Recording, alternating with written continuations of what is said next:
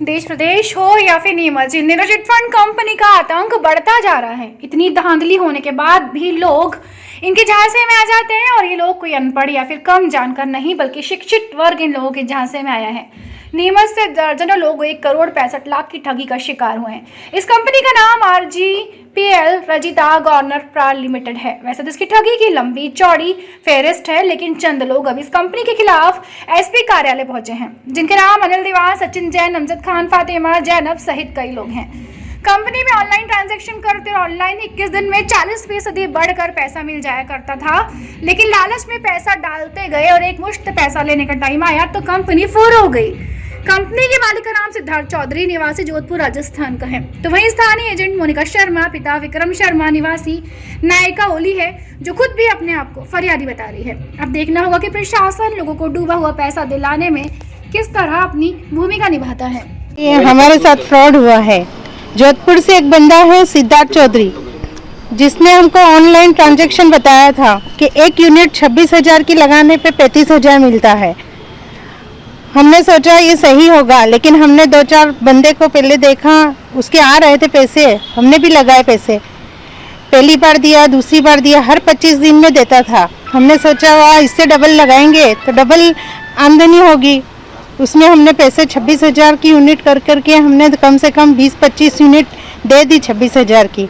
लाखों में पैसा दिया। उस दिवाली तक तो पैसा आ रहा था, इस दिवाली तक तो लेके भाग गया है।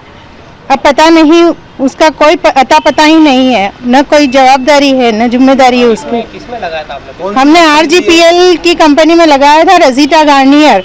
उसने पहले प्रोडक्ट बताया, प्रोडक्ट्स उसने कहा कि प्रोडक्ट लेना है, प्रोडक्ट में पैसा लग रहा है, प्रोडक्ट सेल होता है, उसमें जो इनकम आती है उसमें सब था, खाने पीने की सामान, साबुन, सरफ, तेल, आटा, दाल सब थे, उसने सारे बताए थे उसने।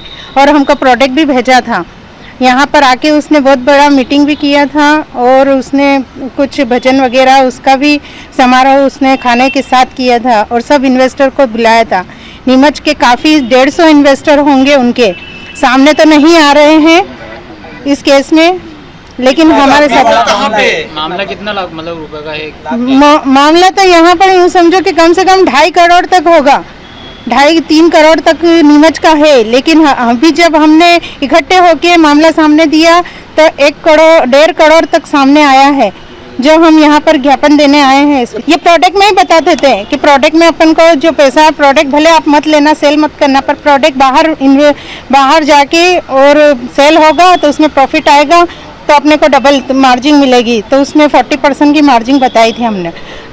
उसने कहा था हमको तो 200% फ़ायदा होता है, हम आपको 40% दें।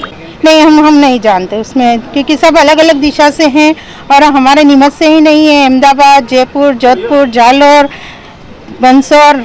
RGPL ग्रुप से ठगी हुई है, तो हम तो उनको जानते नहीं थे, पर यहाँ के जो लीडर्स है उन्होंने हमें ये पैसा लगाने के लिए सारी प्लानिंग बताई थी कि आप इस तरह से पैसा लगाओ। हमने जनवरी से पैसा लगाना शुरू किया, पैसा आया भी हमारे पास, 2 महीने तक आया पैसा। फिर उसके बाद नई नई कहानियाँ शुरू हो गई।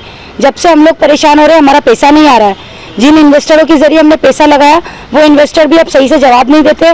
आज हम यहाँ ज्ञापन देने आए तो वो लोग धमकी देने पर उतर आए। ये धमकी दे रहे हैं कि आप हमारे नाम से कोई भी कंप्लेन करोगे तो हमारा तो कुछ भी नहीं बिगड़ेगा, आपका पैसा डूब जाएगा। और घर पे भी गए तो बोले आप हमारे घर पे मत आओ, भगा दिया वहाँ से। और इस तरह से बहुत सारी परेशानियाँ हमारे सामने आई हैं। कौन लोग शामिल है क्या? इसमें हमारा जो इन्वेस्टर है उसका नाम है मोनिका शर्मा, और उन्होंने हमारी बात करवाई थी सोनिका गौर, जो कि उदयपुर की है, उनकी सिस्टर है। ये सब परिवार के आपस में सब शामिल है और इस तरह से हमारे साथ ठगी हुई है। और अब वो लोग सामने आने को भी तैयार नहीं है, ना ही कोई जवाब देने को तैयार है। इसमें कुछ नहीं, 25,000 26,000 लेके 25 दिन में 10,000 रुपये ऊपर देने की उन लोगों ने बात कही थी। इस तरह से हम लोग लालच में आए और हमने ये काम किया।